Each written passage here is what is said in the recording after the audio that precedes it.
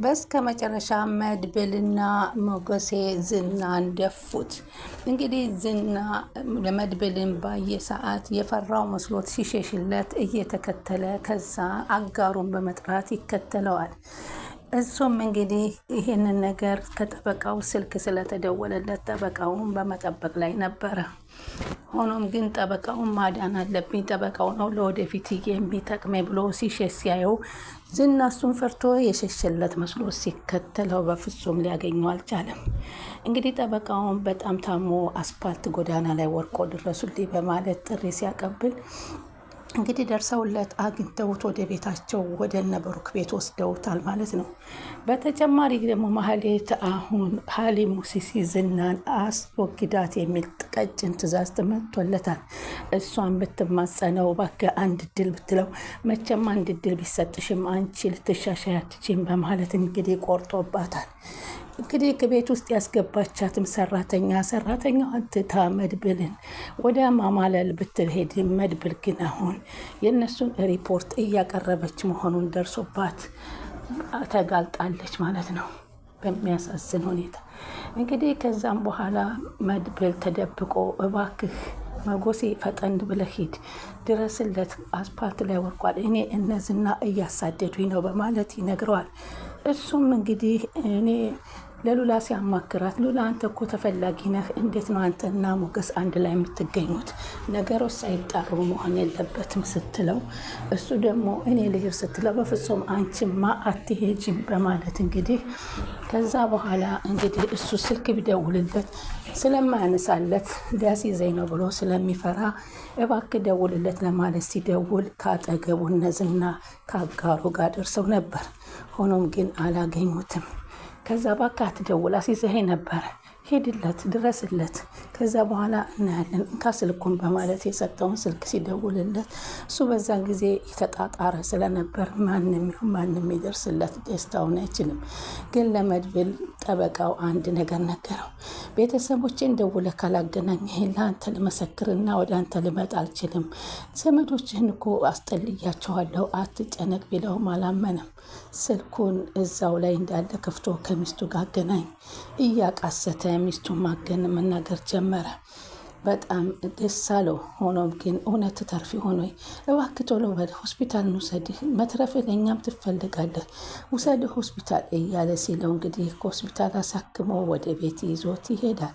በቤት ውስጥ እንግዲህ ደግሞ ፍቅድ ማነች ምሳሌ አጎቴ ምን ሆና ነው ሰሞኑን ጠፍተሃል የት ነህ ስትለው ለዛ ነው እየፈለግሽኝ እያለ ሲያወራት እንዴ ቁርስ እንብላ እንጂ እያላት ነበር። ሆኖም ግን አይ እኔ ምን ላድርግ ብለሽ ነው በማለት ይናገራታል። እንግዲህ ማህሌት የማትወጣው ሌላ ችግር ገብታለች። ያስገባቻት ሰራተኝነቱን ጥላ ከነዚህ ጥሩ ሰዎች ውስጥ ያስገባች ለራሴ ነው እያለ ብትልም ሚስጥሮችን ሁሉ እንዳወቀችና ሞገስ ጠበቃውን ይዞት ሊመጣ ነው ወይ ሲላት ደነገጠና ምን እያልሽ ነው? እንዴት አወቅሽ ሚስጥሩ? በማለት ይጠይቃታል። እንዴ ቅድስት ነግራኝ ነው። ቅድስት የቤታችን ነው ሁሉ ሰነድ እያወጣች እየስነገረችሽ ነው ማለት ነው። ስለዚህ አንቺ ደግሞ እየገለበች ለነዝና እየነገርሽ ነን። እንዴት ትጠረጥረኛለህ? ጠረጠርከኝ እንዴ? አዎ አሁንማ መጠርጠር ያስፈልገናል። በዙሪያችን ያሉትን ሰዎች እንድንጠረጥር ካሳለፍናቸው ሰዎች ትምህርት ወስደናል በማለት ሲነግራት አጠርጥረኝ አለችው። እንግዲህ ሉላ እየተጨነቀች አንተ በፍጹም አትሄድም ወይ እኔ እንደሚሄድ ንገረው፣ ፖሊስ እኔን አይፈልገኝም ደውልለት ስትለው በህይወት እኔ እያለሁኝ አንቺ ወደዛ ነገር አትገቢም፣ ሉላ አርፈች ተቀመጪ አለችው። ስልኩን ተደውልና ጠበቃውን እባክህና አናግረው እያለች በጣም ስትወተውተው እንግዲህ አሁን በዚህን ሰዓት ሲደውልለት እንግዲህ እባክህ ልታስይዘኝ ነው እንዴ? ተው እባክህ እኔ እኮ ካጠገቤ ነው ያሉት ሲለው ወይኔ መድብል ለማንኛውም ራስህን ጠብቅ በማለት ይናገራል። ሞገስን እንግዲህ ደውለና አግኝቼዋለሁ ጠበቃውን አለው። እስኪ አገናኘኝ ሲለው አገናኘው። አንድ ጊዜ ሊያናግር ይፈልጋል በማለት ሲያናግረው እንግዲህ እኔ እየሳለና እየካከኸ ነበረ። ሄሎ በማለት እንግዲህ መድብል እኔ እውነትን ቤተሰቦቼን ካላገኘሁ አሁን ባለቤቴን ካላገናኝ ወደ ቤትህም አልመጣ አንተም አልመሰክርም ብሎ ሲነገር እንግዲህ ቅድስትና መድብል ደግሞ አዲስ ህይወት ከሚስቱ ጋር ሲደባደብ አይቼ እነሱን እገለግላለሁ ብዬ ነው የቀረሁት በማለት ይናገራል። አየሽ ወንድሜ ለሁሉም ቋሚ ነው አላት። ሴት ልጅ ስትበደል ስትጎዳ ማየት አልፈልግም ይላል። ሰላም ወደ ቻናል የተከታታዮች ሰላማችሁ በያላችሁበት። ለቻናል አዲስ የሆነ ሰብስክራይብ፣ ላይክ፣ ሼር ያደረጋችሁ አበረታት። ምሳሌ ቀጣይ ፓርቲ ዘንላችሁ መስተናል። እንግዲህ መድብል ሁሉም ሰዎች ምስኪን ባየሁ ቁጥር ልቤ ይጨነቃል። ለሁሉም ግን መቆም እኮ አትችልም። ትልቅ በደል ነው። አሁን ሴት ስለሆነች ነው። አንተ ምናልባት የሰው ልጅ ሁሉ መልካም ቢሆን ብዬ ተመኘሁኝ አለችና ሲነግራት ቅድስት ግን ነገሮቹ እንደዚህ ያሉ የእሷን ፍቅር እያራቀባት ስለሄደ ችግርና ውስብስብ ነገር መስማት በዚህን ሰዓት አትፈልግም። መድብል ግን ከችግርና ከውስብስብ እንደማይወጣ እያየንበት በሰዎች ላይ ያለው ጫና ብዙ ነው ካስተዋል ነው በማለት ይነግራታል። እሷም ዝም ብላ አይጉድ አለች። አንተ የዛን ጊዜ ዝናን አስተሳሰብና ያንተና የዝናን አስተሳሰብ ሳይ በጣም ይገርመኛል አለች ቅድስት። ዝና ሴቶችን ሲያባርር፣ መድብል ደግሞ ሴቶችን ጥቃት አልፈልግም በማለት ህይወቱን ትቶ ለሴቶች ህይወት ይታገላል። የሚገርም እኮ ነው። እንግዲህ ዝና ወደ ማህሌት መደወል እንዳለበት ሀሊሙ ስሲ ስላስተነቀቀው አሁን እኔ ስንት ቦታ ልሆንለት፣ ኧረ በመድኃኒዓለም ምን ይሻለኛል? እኔም እንዳንተ እኮ ውጭ ሀገር አውሮፓና ከተማ እየገባሁ መዝናናት እፈልጋለሁ አለው። እንደኔ ጀግና ከሆንክ ነው ሲለው፣ ጀግና አይደለህም እያልከኝ ነው አለው። ዛሬ ደግሞ ከሰላምታ ጀመረ። በቁጣ እኮ ነው ምተን አንተ እኮ ለውጥ አላመጣህም፣ በቁጣ ልምጣብህ ብዬ እኮ ነው። መቼ ነው ወደ ኢትዮጵያ የምትመጣው ሲለው፣ ደህና ለንደን አሁንትና እያሳልፍ ጥሩ ጊዜ እያሳለፍኩ ነው አለው። እኔስ ዛሬስ እንዲያሁን መቼ ሆን ከሀገር የምመላለሰው እኮ ጀግና በመሆኔ ነው። የእውነት አንተም ሆነ አማረኝ ለመሆን እንግዲህ ቁርጠኝነት ይጠይቃል በማለት ሲነግ ቆራጥ ሰው አይደለህም ማለት ነው እያልከኝ ነው አለ። እንዴት አደረካት ያችን ልጅ ያችን ደንበኛችንን ያስቀየመችውን አስይዝልኝ አለው። ወደ ማረፊያ ክፍል አስገብቻታለሁኝ አለው።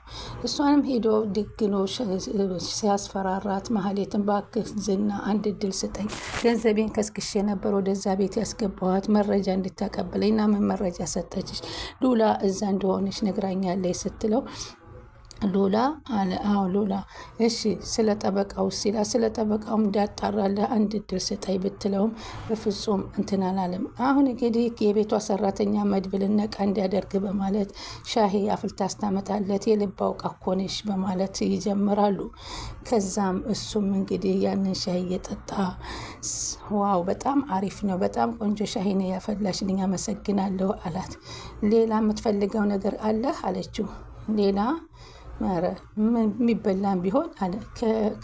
ከነጋ እኮ እህል አልቀመስክም እያለች እሱን የመሰለ ሰው ወደ ራሷ ለማስጠጋት ብትሞክርም የምግብ አምሮቴ ሁሉ ጠፍቷል፣ ምንም አያስፈልገኝም አላት።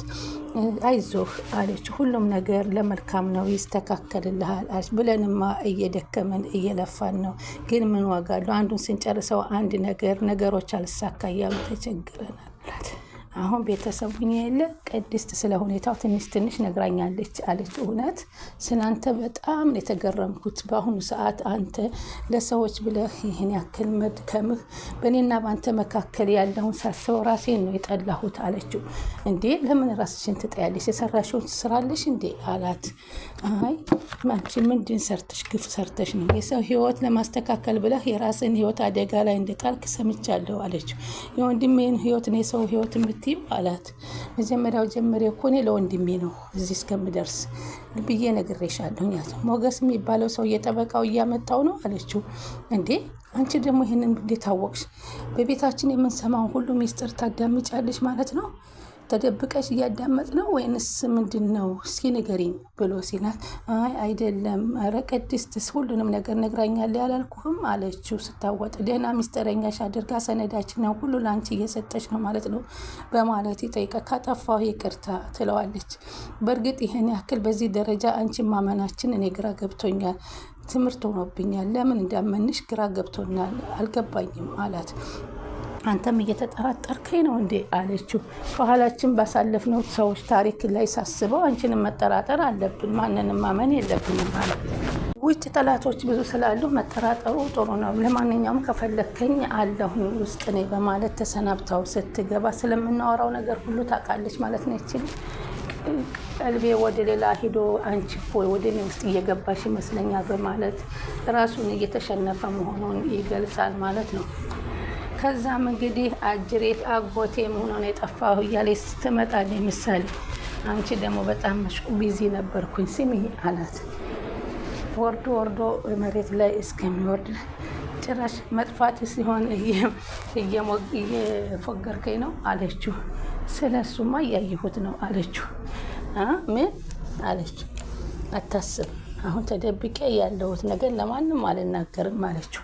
የኔ ወረኛ ደግሞ ተደብቀሽ ምን አየሽ አላት። ከኤደን ጋራ ምን ስታወራል ብዬ ልንገርህ አለችው።